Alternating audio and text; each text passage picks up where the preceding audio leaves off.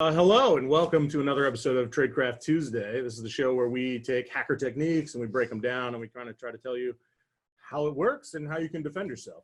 So we got a special guest today. We got Tom Lawrence. Hey. So anybody who's not familiar with Tom's you own an MSP. You also do a lot of like your own videos and podcasts and YouTube stuff like and all that fun stuff. I share a lot of what we do, how we do it. No secrets, lots of transparency, because it's about making the market better. Right? That's why I align with these guys really well. It's about sharing a lot of the knowledge and things like that. Yeah, exactly. A lot of people ask us like, oh, how, I bet you can't tell me how Huntress works or how this or that. We're like, oh yeah, we'll tell you, of course. Mm-hmm. It's not a secret. Like if you ever go to a vendor and they're like, no, it's a secret sauce, how our stuff works, we can't tell you, like, run away. People are already asking, did he drive that sexy Tesla? He flew in. But next time I'll come in the summer and drive the Tesla. Yeah. The range is better in the summer and else, it turns out. I'm not surprised. So yeah, I think Kyle mentioned it before, but for anybody who's here, who's just showing up, if you're on, we have chat. Chat is great, but if you ask a question and you want us to answer it or consider it on the thing, go ahead and use the Q&A feature of Zoom. That way we can see them and we can see when they've been answered and that kind of good stuff.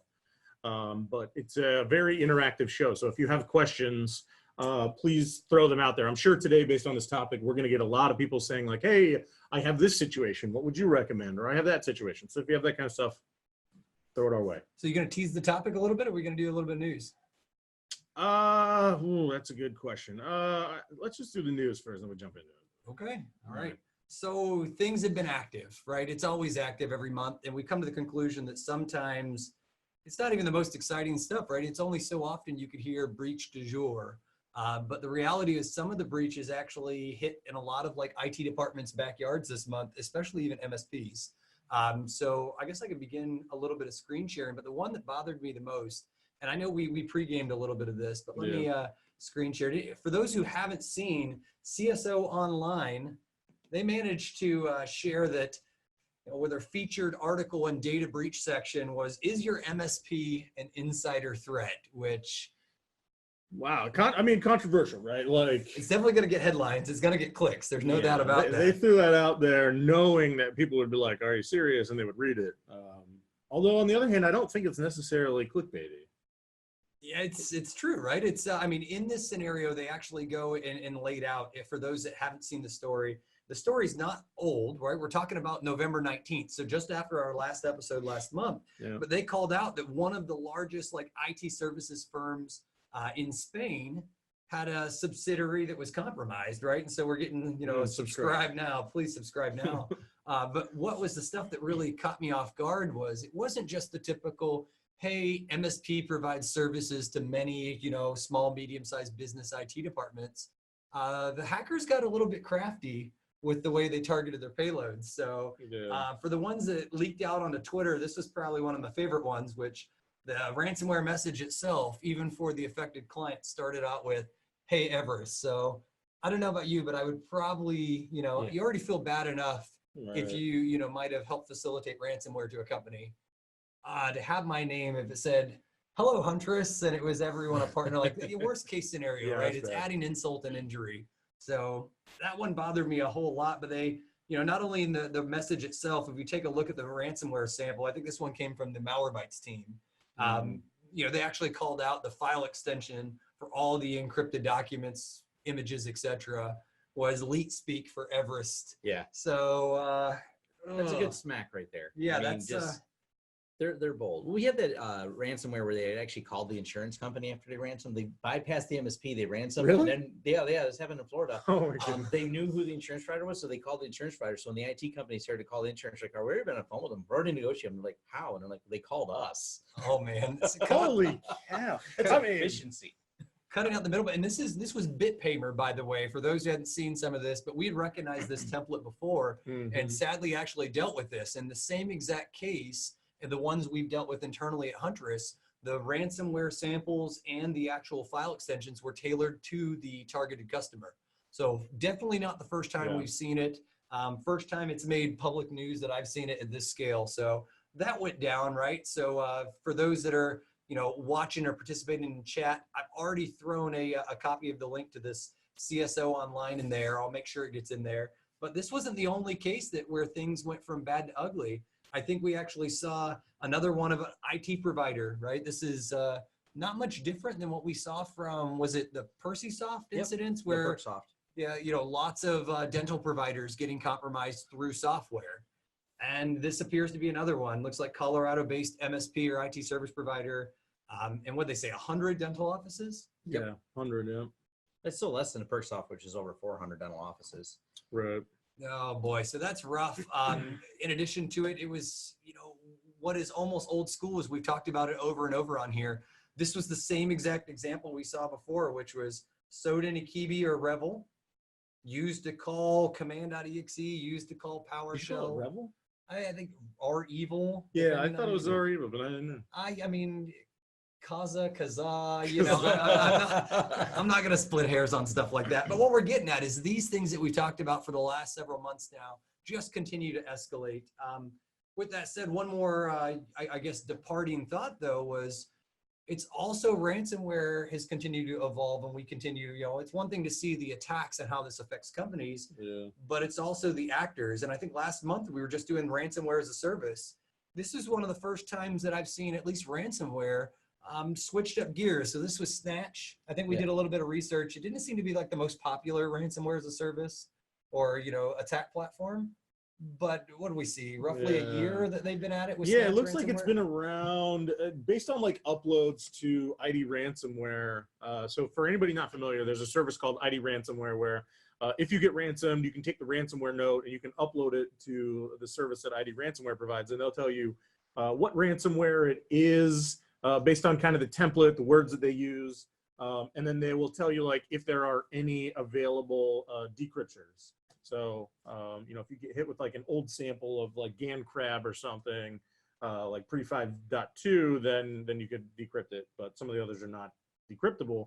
But based on uploads there, it looks like this has been around since 2018. Yeah, something like that. Definitely but a year. It doesn't look like anybody really caught on to it or like it had that many infections until recently when they found it. And they found some really interesting like new technology that they added to it. Yeah, one of the ones that impressed me the most was, you know, yeah, they're dumping obviously some process memory. LSAS typically is going to store like, you know, Kerberos credentials, things like that.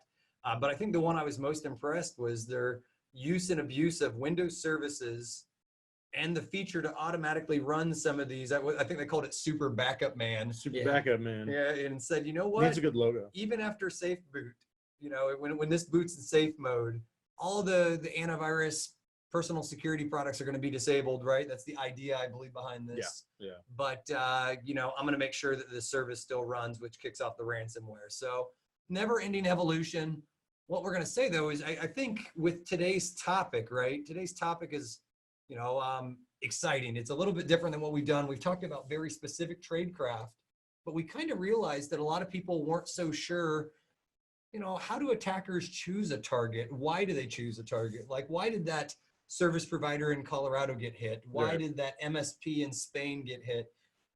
That's not really talked about a whole lot. And I know, Chris, you put on your marketing hat. You came up with leveling up your security. Thinking like an attacker. What are your thoughts on the topic? I mean, a lot of that was based off of like an email, and Tom and I had back and forth where I emailed Tom and said, hey, what kind of stuff are you seeing? What kind of questions are you getting? Like, what do you want to talk about? And what Tom kind of responded with was like, hey, how do we talk about like MSPs and their security posture in general? Like, we talked about specific stuff, but in general. Yeah, in general, and the fact, the thing like attacker, there's sometimes a mistake where people think they target you based on who you are versus the reverse is true, because that's the hard way to do it. I mean, it's not that they couldn't, but that's a lot more work. And they're a business. Even though they're attackers, they are run like a business. They're going to look for the most efficient way to get something done. Hence the road to attacking MSPs, because, well, that's a scale. And, you know, instead of trying to individually just check each of these places, I hit the MSP and I have 400 dental offices or 100 dental offices, economy of scale. But then how do we find it? And this is the whole, how does the position? And we're going to share some of the tools and Tradecraft they use in order to target, because we're sort of how they start with the targeting before they start with the name. Figuring out who you are is like just a step in the process. Yeah. Once they have access to your computers, then they figure out who you are. Then it kind of escalates to the next level. But like you were saying, like they're not the attacker's not like, oh, I know about this MSP in New Jersey, I need to go after them. I mean, you might have that for like, prior employees or people who really just like hate you, but in most terms, it's like the attacker's just looking for the best bang for their buck. So they're gonna, spray their attack out there as wide as they can, hoping to get as many people as possible. Yeah, and the other thing too we're going to show is there's so much low-hanging fruit out there. Yes. Like yes. we actually had too much fun looking for this because it was like, which one do we pick? It wasn't like there's one company we found. We did vector in on one for the demonstration here, but in redacted information, but there's a lot of them out there. There's a lot of scary stuff out there. Yeah. So basically the idea here is like, and Kyle and I had talked about this before, is like, can we make some kind of like a checklist of like, I'm an MSP, I have security stack, I have AV, I have maybe like a EDR and MDR. What other stuff should I be looking at, should I be doing to make sure my security posture is good, and make sure that I'm not the low-hanging fruit, right? You don't have to be perfect. Nobody's going to be perfect. I mean, like, look at like, some of the big banks and stuff, they've been hacked. You just got to be not the low-hanging fruit. And so like, how do we help you figure out what stuff to look at, and so you can fix that? So, I mean, one of this started out as we were throwing out terrible names and terrible explanations. I'll do some screen sharing real quick just to get us on, a little bit on topic. But when we look at this, I started putting together a crude slide that looked like thinking like an attacker, right? And there's a lot of things wrong with thinking like an attacker. And one of the things that I picked up on was I'm not the first to say like, look, in this exact example, there was a great researcher from South Africa. I think he's actually CEO of Thinks, if I recall. Thinks Haroon Mir gave a presentation a couple years back. But he literally said, like, look, we are learning the wrong lessons from offense. So there's been years of us saying, please think like an attacker. But the reality is sometimes that's hard.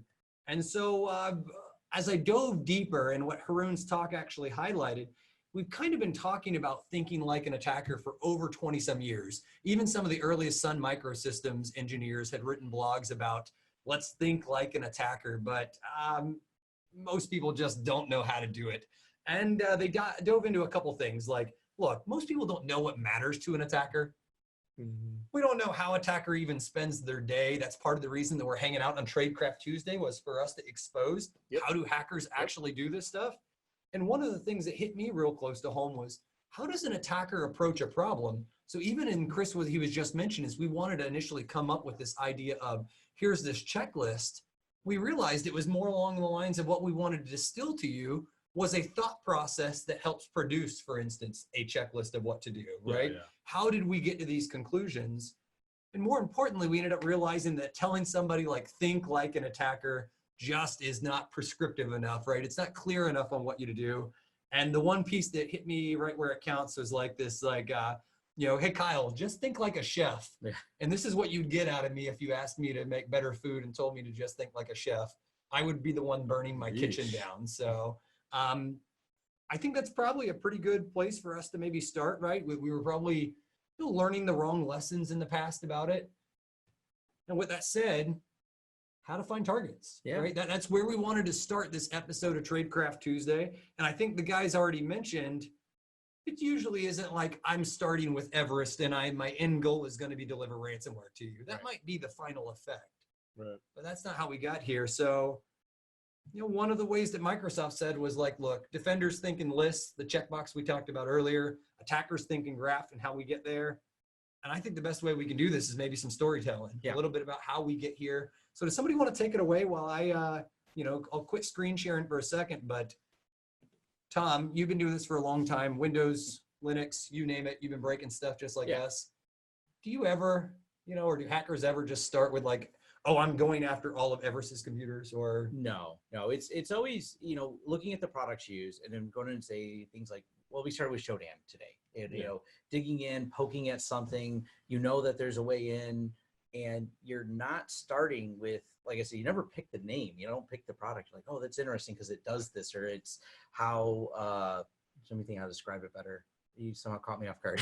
Yeah, no worry. But somebody's already even in here in our chat threw out Shodan immediately of like, look, these hackers start broad, right? Mm-hmm. It's targets of opportunity for a lot of victims. Yeah. And it's who has something open. Those are, if you've left something open, you have an old website, you have a website doesn't look new, you're not using SSL search, you don't have a link to like Screen Connect. Is, you know, we're not picking on any brand, we just know that's been used in a couple of them because it's popular. It's not because it's flawed. Matter of fact, none of these are tools flaws at all. These are all misconfigurations of said tools or lack of taking the time to secure these tools with two-factor. So you'll start with, let's find everyone using this. Let's find everyone using Screen Connect. All right, let's narrow it down. Who has RDP open? Right. Yeah. We were finding, and it's just guessing at usernames like CW admin and things like that. We're not spending too much time thinking about it, and it yielded enough results to immediately find targets. So it's not like you start with these broad attacks or really focusing in, like you said, on some specifically company in some geographic area because you know they support dental offices. You're like, look, I stumbled across this. Oh, they happen to have dental offices. Right. Look at that. I That's think interesting. You want me to demonstrate some of this live, Tom, while you're talking and sharing Sure. some of this story? I can log into Shodan since somebody mentioned it. We had some Shodan slides anyways, so this seems like a good natural pivot here. So for those that have never seen Shodan, one, there's free accounts. They're pretty limited, right? But even if you're paying for it, what is it, like 60 bones a month or something US? Yeah, $60 a month. It's nothing. You can actually scan your client's IP base with this and stuff like that. And I didn't realize, as Chris pointed this out earlier, if you are using Shodan Scan, it doesn't seem to tell you exactly how frequently it scans. Yeah. You're at the mercy of when Shodan added it. A lot of these actually say added. If I'm looking on what I'm screen sharing real quick, I guess I can zoom in just a little bit. But they say they were added today. So somewhere along the line, their crawler is doing a good job. So kind of the backstory on Shodan is I think their tagline is a search engine for the internet. Basically what they've got is a bunch of machines out there that are just hitting every single available IP address, and they try to hit a bunch of ports. I don't know if they try to hit everything, but they have this big list of ports that they try to hit. And then they actually wrote some interesting little extensions to that when they would see a specific port open that had some service, they would try to talk to it. Holy cow, that's a lot of ports. That's a lot of ports. But like they would try to talk to it. Like if they noticed it was like 80 or 443, they'd try to make an HTTP request to it and see what they could get back. Well, and they also show, one of the things you can see here is people say, oh, I put it on 7443, not 443. Right. And you just see one of these 7443 right here in the list. Yeah. And they're giving you the header that's replied there, and it's showing that security through obscurity. They kind of throw that out the door. So they realize people put things in our ports, but they're actually filtering by the port. So one of the search queries you can do in Shodan is for a specific thing. Like we were playing with VNC unauthenticated, and even if you move the VNC onto a different port, it still Shodan finds it because it's searching for the header, not even the port number. I've got a whole bunch of these that we put together earlier. We before we even got to Shodan, right? We were playing with authenticated disabled. Oh gosh, this is so. Anybody want to give a rundown? I know most of our audience is going to know what VNC is, but I'll start spinning this up while you guys share it. So VNC's been around forever. Man, it's been like the earliest tools I used in the remote access. It seems like it was like 1999. I don't know when it came out, but it feels like it was that long ago. It could have been. Like Easy VNC or Free VNC. Easy VNC and all the other ones and all the derivatives. But what this allows you to do is remote access to computers. It was before remote desktop was as popular as it is. And remote desktop, of course, the more commercialized version for Microsoft built in. But there's a ton of people still using it. And sometimes technicians are like this. They get to where they really like a tool. They keep using it even 20 years later. And they may have not updated it in 20 years. Right. And to go a step further, there's been a huge rash of, I think that it was the Sophos team that audited and found a ton of vulnerabilities in it that was recently published. And the VNC team said, we're not fixing any of these because they're old. But by just querying authentication disabled, which is part of when VNC, if you don't have authentication on it, we'll give that. By just querying for that as a command string that comes back, you get stuff like this. And of course, you get even more fun. You get this. This is something that shouldn't be online at all. I don't know about you, but if I'm taking a look at just doing that same query we did earlier, authentication disabled, looking for VNC, and I start seeing SCADA ICS systems over some type of like in Atlanta wireless 4G system. Oh gosh, this is clearly a bad day for anybody. But the idea behind this, right, isn't terrifying. Attackers might not even started their day saying, "I'm going to target somebody's what is this? A water system?" Yeah, something. Yeah. You know, and we look, there's all kinds of other ones. I was scrolling, ironically, it looks like Shodan actually is barfing. We might have sent enough traffic to Shodan right now that it's fallen over. But the idea behind it is there's almost endless number of these. Look at this. This is somebody's like BNC to maybe their thermostat, you know, system, heating system in Italy. System. Yeah.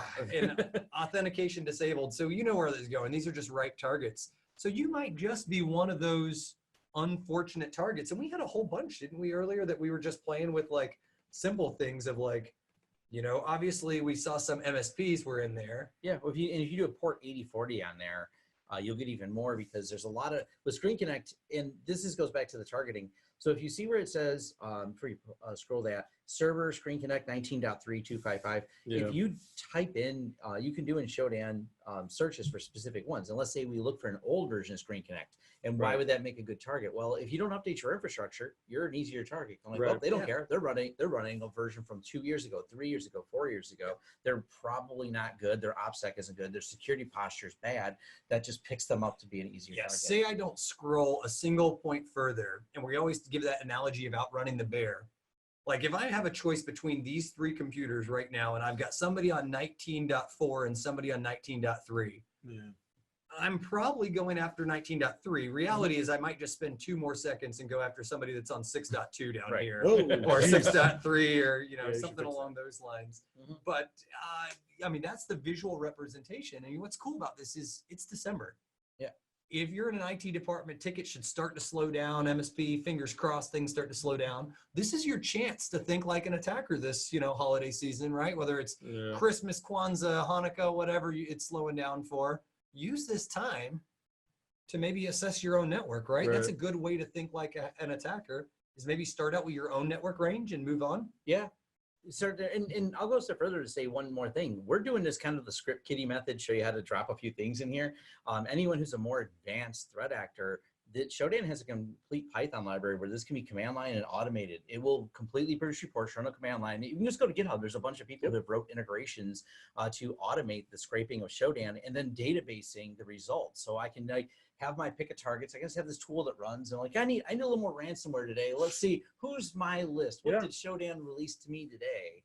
That's what kind of the way that like attackers use Shodan is they'll look for companies to announce a vulnerability was patched, or they'll look for somebody to release proof of concept vulnerability, like, you know, exploits. They'll go on places like Exploit DB and look for stuff.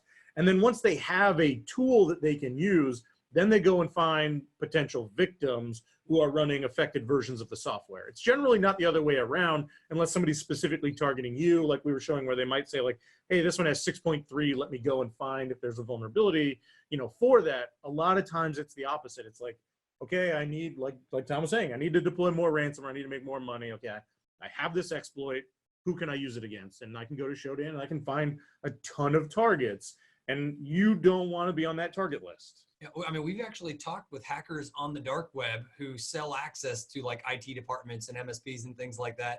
And they flat out have convinced us why it's such a good like market, like telling us like, oh no, thinking that we're also hackers, not realizing that we're defenders here, saying like, oh no, these are great targets and it's great for paying. And they often have insurance. And sometimes you can find the insurance they use it ahead of time. I've never heard of any case where the insurance got called in advance, but that is hilarious. Called in advance, I thought it was amazing. But even some of them, like you said, it starts out with a news headline. One that I was just sharing was Urgent 11. This was a couple months ago, right? It was VxWorks was the OS that there was a whole bunch of vulnerabilities for. This could be the beginning of where you get targeted, of like this company Armis came out and said, look, all kinds of vulnerabilities in embedded systems. And they talked about real-time operating systems. They actually talk about on here, look, Shodan has all kinds of sonic wall devices, which is also targeted and exploitable. But even if you had no access to Shodan, you know, if we were really going ghetto, we started this morning of saying, how would we do what these attackers were doing? Google dorking. Yeah, well, yeah, good old-fashioned Google search, right? Hey, in URL or in title, I want to do a search. Hey, Google, you know, yes, I'm not a robot. I'm just a shady hacker. And you look, you've got endless amounts of list of, here's somebody's, I'm sure, we'll just click one of them, right? Somebody's web-based management portal for one of these. Oh, the cert's bad cert on SSL. And here's the network appliance, right? It's even scarier when you start seeing Dell Sonic Wall, right? So we dug a little bit deeper, right? Is this a good time to maybe we're talking about this now? Instead of like right now, we're just doing surface area. Here's one attack surface. Right. But maybe we could share a little bit about like what our playing earlier, right? Without breaking any laws, just looking from the outside. I saw somebody that might be showed up in Shodan. Now I want to dig a little bit more. Yeah. Does that work? What's that next step? Let's walk you through that. So I'm going to go use some magic here with good old fashioned PowerPoint, right? And so we've got the example auditing, and we talked about before all kinds of ways to get in here. And this was one, right, Tom, we started with earlier. It was just poking. You want to walk us through maybe where you started poking and where we started talking? Yeah, so it started with a Screen Connect. We see they've got that open, and they've got 3389. And nice thing, Shodan, it will scrape the actual screenshot without us doing anything. We did not log into anything. That's where the line can get crossed. Nothing was logged into. And when we were scrolling through some of the Shodan reports there were IP addresses and stuff. Do not connect to any of those. Depending on where you live, you may go to jail for that. Yeah. So the law may affect you once you logged into any of these. This is 100% passive, which the other thing, by the way, passive means they have no idea we did this. This company is completely unaware, even if they, and I'm positive they don't, but even if they had full logging of everything, they didn't see us because the only thing they seen was what Shodan indexed. And one of the first things you notice here too, Shodan is kind enough to list all these CVEs. And if you're not familiar with the way the CVE system works, 2012, they are running Apache 2.2. Yeah, that's the year. 2012. 2012 year, and Apache 2.2 that just deprecated a little while ago, so that's we should not be running that. And there's a whole bunch more, right? The Apache CVE list goes on and on. Oh yeah, it's huge. And to be fair, some of these CVEs will apply, some of these don't. False positives galore. A lot of times Shodan does not have enough specific details to figure out if the CVE applies or not. It's just going to check the version and say, this could apply to Apache 2.2. Right. But in the details, you might find out like, oh, it only applies to Apache 2.2 if they have this configuration and this thing's set. And so but it does there. And by the way, this is another search you can do, Shodan. You can search by CVE. So once again, for targets, like an exploit's out there, you can search by that CVE. But just be careful because like the potential is like as a false positives. Yeah, false positives is you could show this to your boss or your client, or they could come to you with this and say, "Hey, how come I'm not protected from this CVE?" And you might be just the potential false positives. So I'm going to keep narrating. Then I'm going to be if we said thinking like an attacker isn't prescriptive or clear enough, but showing how attackers solve problems. Clearly, this attacker didn't start out with a checklist that was like step 1, go after FooBar IT here, right? And this is just some company's IT department that had this Apache server. We started in our graph. We did some Shodan searches. All right, gents, you've now got new indicators. You see there's some CVEs and you see port 80, 443, and 3389. I imagine you probably dig a little bit deeper. Yeah, and then I think what I highlighted here, and we blurred it all out because we don't want to actually list the company here. But would you just grab their SSL cert, because that'll tell me their website name right away. So now I have their website name. I have information about them. Like now I know who they are. This is the first time I found out who they are, by the way, because now we've done all this targeting to find the potential victim. And now I'm figuring out who they are. So like I said, this is that reverse of which side comes first. So we have that. So we're going to go to the website and actually look to make sure that the Screen Connect server's up, check it, stuff like that. Yeah. So, I mean, we had Screen Connect. We had we had RDP also. RDP, if you scroll down a little further, this is a screenshot from the RDP server. And I blurred out, they actually had 2 people's names showing in here on the login page. So that was great too. Right, look at the RDP server. We see the ConnectWise admin. Then we see administrator. I think ConnectWise admin might have been the search string we were actually searching for to even pop this company up. But like I said, there's a lot of different ways you can look for it. So if you pivoting from whether Screen Connect and for instance, one of those users was logged in. It was one LinkedIn search away. Yeah. Well, it took no problem finding a LinkedIn search, and I didn't offer to connect with them. But I had information where he lives, the company he works for, matched the company in there. So okay, this name matches. He's LinkedIn. Cool. I mean, if you can't get access through the RDP, I mean, now you're gathering more information that you can use for your phishing attempts, right? You know their website, the company, where it's located, people, email addresses, usernames. You're gathering all this stuff that you can use as part of your phishing email to make it seem more realistic. And you go a step further. I didn't show, but the person has a Facebook profile and everything else, so I could easily glean a little bit of personal information about them to make it seem there. I head over to Family Tree now because a lot of the other ones are paid now, and we're cheap. We're doing the script kiddie style. Yeah. We don't even want to buy a subscription any of the other ones. So Family Tree now is free, and I found this wireless. High probability that is correct. Family Tree now's got some accuracy to it. So now we have another way to send them the phishing link is maybe through text message, because you're less likely to look at a certificate and a text message and grab one of his accounts or something like that, trip them up, send them a gift card. It's almost Christmas, gift card. Follow up with a phone call. Hey man, I sent you this ticket. It's really urgent. I need you to click it right now. I need you to take a look. You know, we're down, you know, and what would you do if you're an MSP? I mean, I should just ask you because you are an MSP. If you got like an urgent phone call from somebody who was like panicking and saying like, I need you to, I sent you an email, we're down, can you open this? Oh, exactly. And don't put it past them. This is a common attack. They will get involved in there because there's a lot of money at stake here. These ransom they're $100 you're making. I mean, these are some big payouts. So it's worth their time to find someone amongst their team that speaks, because not all of them we realize are probably not likely based here in the US, but they'll find someone who speaks good, clear English and understandable and can talk you through the social engineering part of that. Yep. I mean, maybe part of my social engineering is getting familiar with your stack even further, right? We started at the high level, which was just what was in Shodan. Several people on the show called out like, look, there's all kinds of great tools for this enumeration, right? Nmap obviously is another free. But there's is ZenMap. What's the GUI version of Nmap? ZenMap. So if you don't want to learn the command line for it, don't worry. This is ZenMap. It runs on top. It's from the same people that wrote the tool, and it runs in Windows or Linux, and it's a nice UI to pop on top of. OpenVAS is another like vulnerability scanner that you can do to look for this. But this is just a good example of where. Think about it. We have run no Linux tools, nothing that makes us leet at all. No. We've been browsing the web. It was all in the web browser. And it was, well, once again, it was passive. So I didn't even have to start getting logged. You know, this is just stuff indirectly minimizing, right? So, you know, it wasn't hard to go from there to start looking like Finder, ConnectWise, Manage. Right? They have Manage, right? They, you know, looking like they're using a new Ubiquity setup, right? Yeah, Ubiquity setup. So we find it. Now, here's the crazy thing. I will look. This is going to be, although I've only exposed, this was only released a couple of weeks ago. So they do run the latest version of the Unify. Okay, so they're at least up to date there. Yeah, that's good. I mean, I think that's realistic, right? I mean, sometimes, especially if automated installations of patches and things are going, like, it's never a surprise to see some places really busted and other places patching. I think very rarely do I run into an IT department that is just so grossly negligent. They're like, patching, suckers. Like, it's always like, I've got real things to do, right? Oh yeah, everybody wants to patch. Everybody knows they should patch, but finding time for it can be a pain. Yeah. So we've got a lot, right? And one of the ways that we always joked about, right? There's ways to pivot. Right. So if I gathered enough of this information about this administrator that we know who's currently logged into that RDP box, start where you're getting creative. So this is actually an MSP shared this with us after our last episode of Tradecraft Tuesday. They said, yeah, you were talking about phishing and all these attempts, thinking like an attacker. You know, what does that mean once again? Well, maybe part of the attacker never realized that phishing was ever going to be in his daily, you know, or her daily routine. It was because it was like, ooh, I hit the jackpot. I think I can start using some of my other tools. So this actually might have brought them to the point where they decided to phish.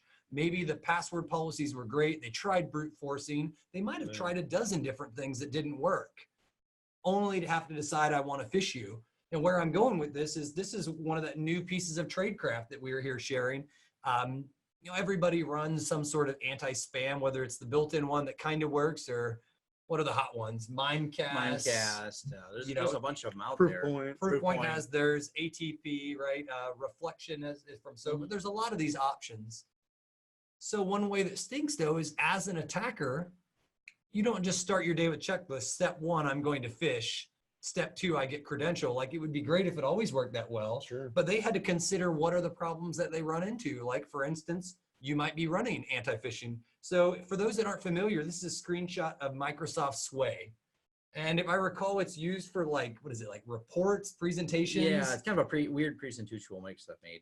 What's nice about it though is anybody with access to Sway or an O365 account that has access to Sway, you're able to post landing pages, host it on office.com. So we see here in this video, we see that this is saying, hey, it's Microsoft Teams. You have a new voicemail from your Microsoft Teams user. So you know, it's probably a safe bet that this MSP was probably using Teams or some type of O365.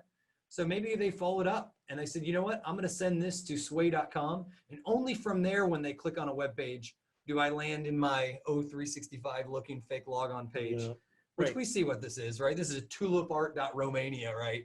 Probably not the Office login.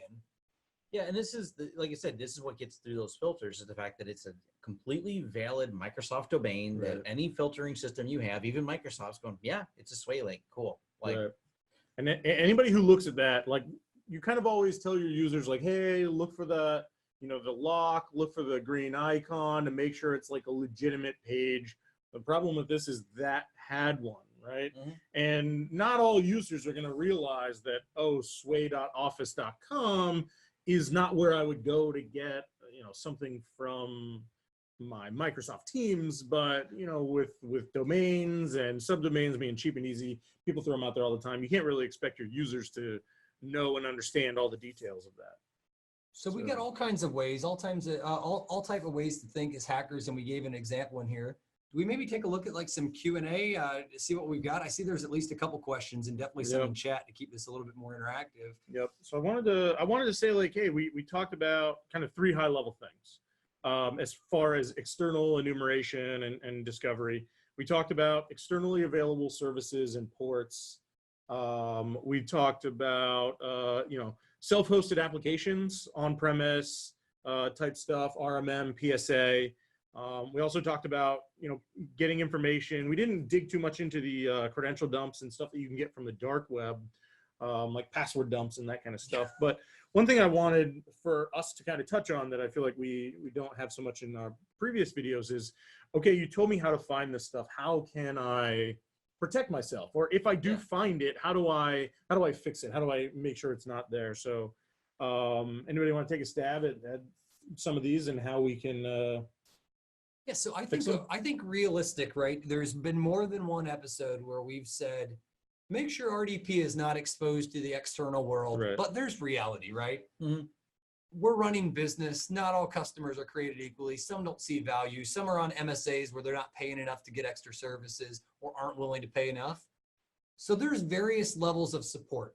I get it. But I think internally within your MSP, you should, that is definitely a place where I would invest effort, right? So the idea of, does my service, for instance, like 20 years ago, we had the white pages that had everybody's phone number in it. And now we're paranoid when a data dump came out and it had our phone numbers. Right. The threat model's changed a little bit, but probably as an MSP, having RDP open directly to the world is bad. On my Screen Connect server or on my Automate server or any type of RMM critical infrastructure, you probably got to look at yourself first, right? Customers, they're not going to self-invest sometimes. But what can you do about that? Anything? I mean, for sure. There's stuff like Credential Guard that's out there that could put a layer in front of it. Obviously, we beat 2-factor to death of that's a required thing. I think sometimes that the stuff that really bothers us is when you look at the metrics and you look at brute forcing, even though everybody says, Kyle, I can tell you, we have group policies set on every single computer. You know, they can't log in more than 3 times without locking that account out. We see the ramification of all the brute force attacks and ransomware every Friday, Saturday, I was going to say, Sunday. wait, does anybody do that anymore? I don't know if that's true. Right. So so I think one of my call to actions here would be, sometimes you got to take care of your house first, right? Maybe that's what you use your December, right? Tiny IT department, taking care of just your own internal IT. There's no reason that you can't assess yourself, use your IP ranges, get out Nmap. There's infinite numbers of like YouTube videos on this, on how to do this stuff. It's pretty easy. And you should always like make no exceptions. Like you said, customers may want to have RDP exposed, but you shouldn't. You should always be thinking of privilege, least access here. You want to follow those principles because if it doesn't need to be open, don't open it. Do you need this port open? Is it required or is it just convenient? Think about that. Is it going, well, I like my text to have access to passwords that we have stored in some text file. I don't think anyone would find it because we buried it in our WordPress install or something. Like, I know some things are going to be inconvenient and just don't open it up. Like everything, like VPN, all the things. VPNs are inexpensive. They're easy to deploy here in 2019. That should be, all of your infrastructure should be protected. You are the protector of the protectors. That's you just, as if you're an MSSP or just MSP, either way, you have too many keys to a lot of kingdoms. And that's why we targeted this as finding and pivoting through how we found an MSP running ConnectWise tools, running all this exposed. Yeah, security is always a trade-off between like more security versus like convenience. You know, the more secure it is, the less convenient it's going to be. So you kind of got to find where that middle ground is. I think a lot of people lean too far to the convenient side, but I wanted to ask you, Tom, since you are an MSP, you have a lot of these tools. How do you deal with, or do you have any suggestions for people who, you know, if they have their own like self-hosted PSA, you know, or self-hosted RMM or any of these kind of tools that they use that they have to host themselves?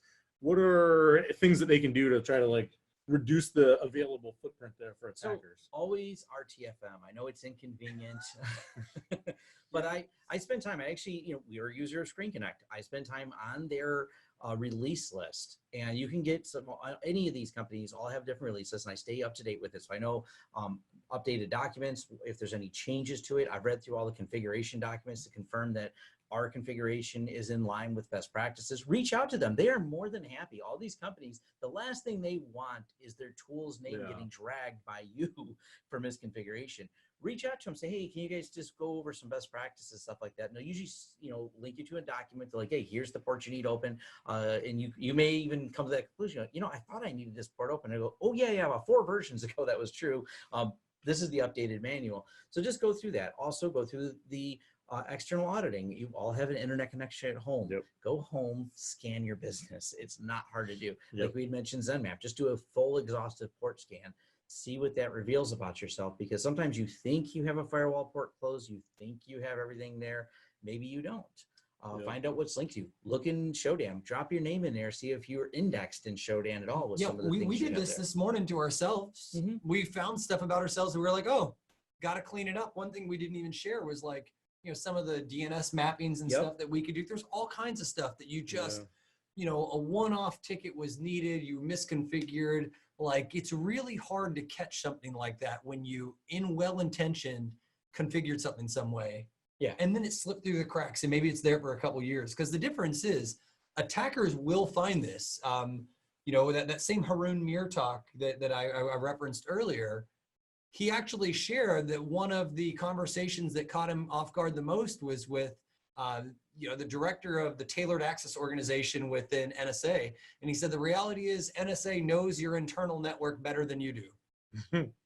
That's kind of their job. That's kind of their job, but like, there's no reason that can't be the case, at least your own internal. There's been some really good comments too in chat too about like, how is there really MSPs that are, you know, not using, you know, VPN and 2-factor, and they're actually exposing RDP? Well, for themselves, probably not, but for some of their customers, I mean, it's a lot harder, you know, if you have a customer that has like 5 endpoints, selling them a VPN solution it's probably going to be really a hard sell, right? They're going to be like, I don't know if I need that. So I could see that. As an MSP, I hope there aren't too many MSPs that are exposing RDP themselves, but we have seen accidental exposure. Yeah, we did see this morning. We have seen accidental exposures in the past where, you know, everything looks good today, but next week somebody's trying to do something and they need to make a change to the firewall, and maybe they make a quick change, or they're testing something and they turn something off and they forget to turn it back on. So it's real easy to be protected today, but not tomorrow. So doing a scan once a year is okay, but it would be really good if you had some tool that was basically like periodically doing the scans.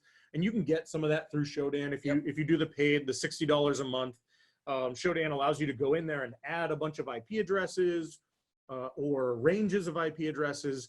And then you can select and say, hey, I want an alert when any of these things change. And they have all kinds of stuff like SSL certs expiring, new ports or services being available, services no longer being available. So you can kind of get these alerts to your email to say like, hey, you know, this service is now available, and then you can check that and say like, hey, did I intend to expose this or not? So, and it's, like I said, so minimally easy to set up, and not to mention for $59, that's something you sell to your clients too. Go scan all their networks.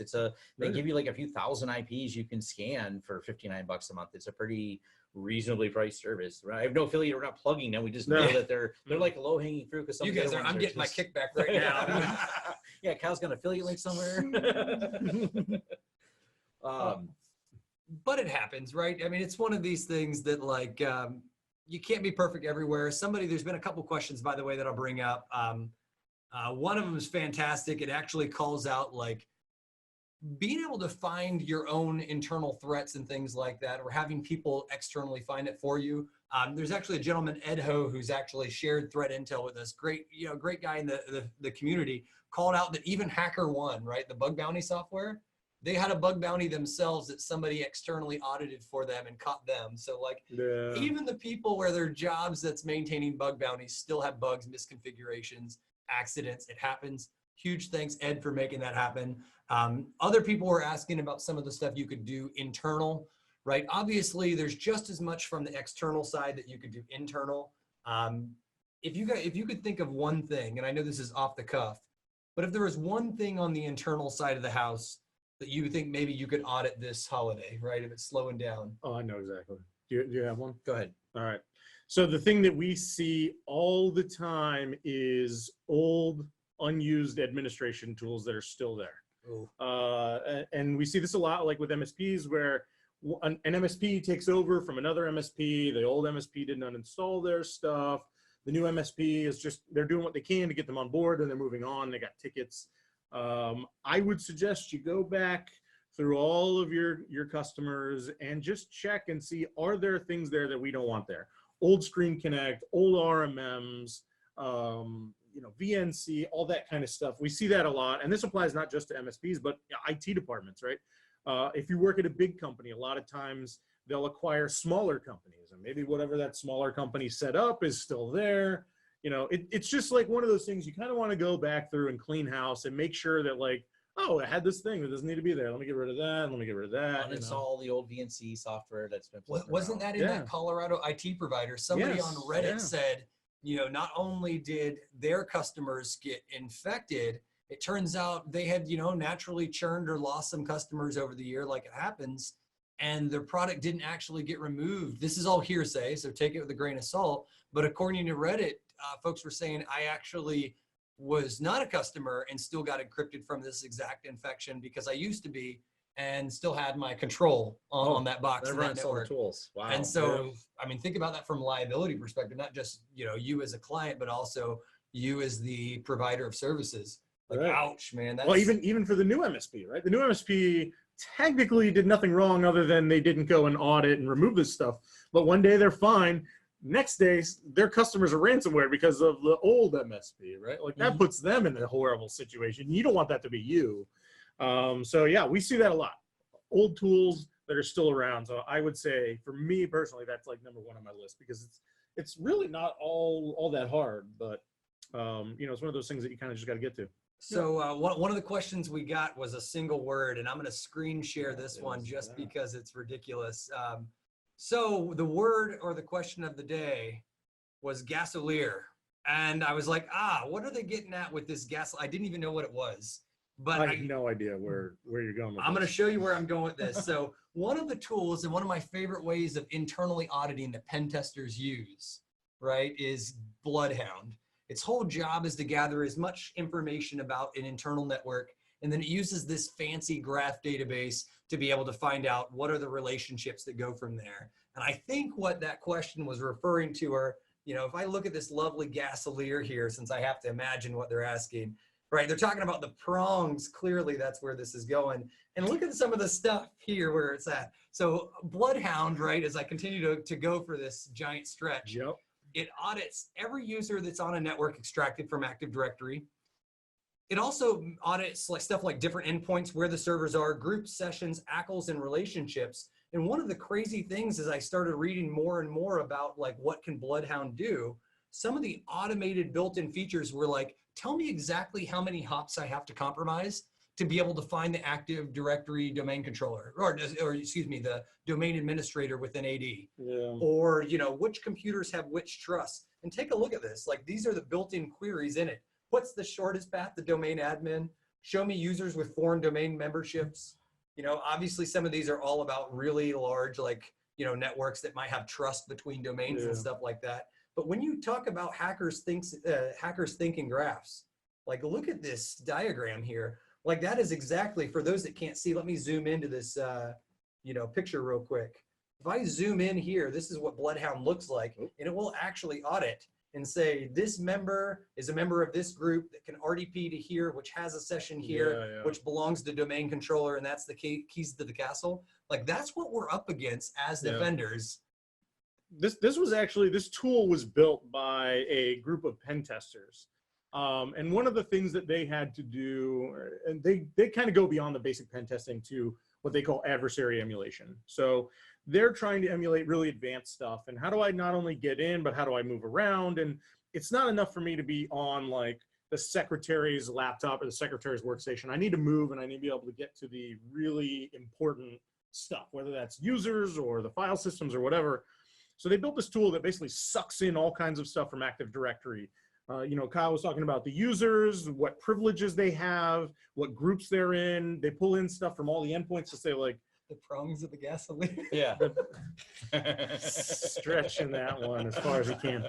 But the idea is they're trying to figure out like, oh, user A has administrative privileges because they're in the local admin group on this machine, and that machine has access to talk to this other machine.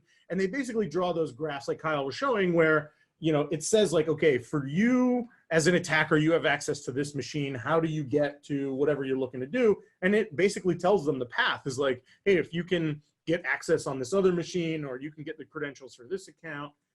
And they use that to kind of move through and get to the really interesting stuff. And so I remember when they announced this, and I thought like, wow, that's kind of crazy. And then I actually saw them use it a few times. In presentations and videos they did and stuff, and it's really pretty awesome, like how it works. And that kind of like brings us to like what we were talking about is like the internal lateral movement. You know, we talked about what do attackers see from the outside. You know, that's good, we need to have that, but we don't want to be you know, that candy that's crunchy on the outside and the chewy soft center, nothing in the middle, because attackers are gonna get in, right? They're gonna get that phishing email, they're gonna get in. You don't want them to be able to just run rampant in your network. So how do we protect internally, lateral movement, systems behind our firewall, that kind of stuff? So Bloodhound is a great way to figure out what you got going on.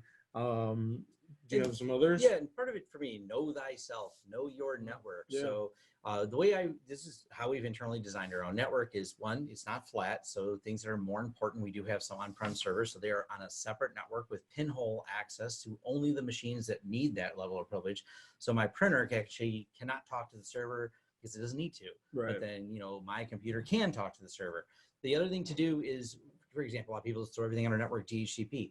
Everything is properly named on our network. Everything's DHCP reservations.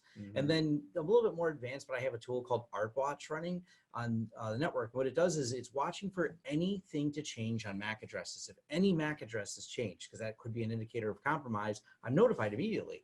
And someone's trying to spoof your router, someone's trying to spoof a device on a network. It's a little bit more advanced, but watching internally your tool, things like that is huge. Make sure you always are running, I run ZenMap or Nmap, but ZenMap only one, like you mentioned, is a little bit easier. Go through, make a list of everything in your network. Compare that list later when you do it again. Right. Did you get a new device on the network? Right. Did something new come up on there? Because these are the things that people are going to do, because in order to really get access to everything, it takes time sometimes. These are planned because you have 30 days worth of backups. All right, so we're going to stop the backup service, and we have to let it run and not be backing up for 30 days to properly deploy this ransomware. Sometimes you'll find the attackers were sitting there for a little while. So constantly watching you. They mentioned this in data, like sometimes there's ways you kind of get a heads up when you know attackers going to come at you, because you see certain things happening, and a few more phishing emails than usual coming at you, a few attempted login attempts and things like that. And you'll see some of this with like old devices and stuff. You'll see some of this with like larger organizations.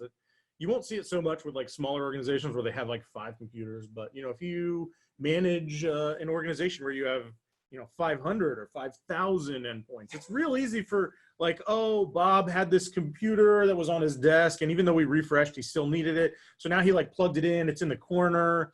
no one realizes it's there. It's not getting updates.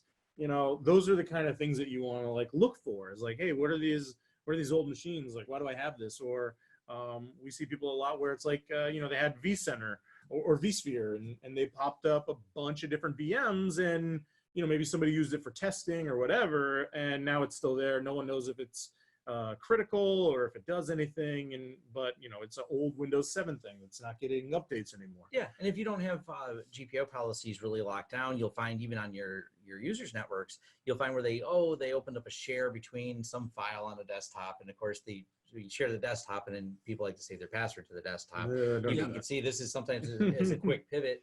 They go, wow, look, they couldn't get into AD, but look, Bob in accounting has his share open on his desktop, and Bob sees all his passwords right there in an Excel file called passwords. Right. Yeah, this is something that we have never brought up, but a couple people brought up the questions, and so I thought it was going to be useful to share it here. Since we've kind of talked about this thinking like an attacker is understanding how they move and, you know, complete their job.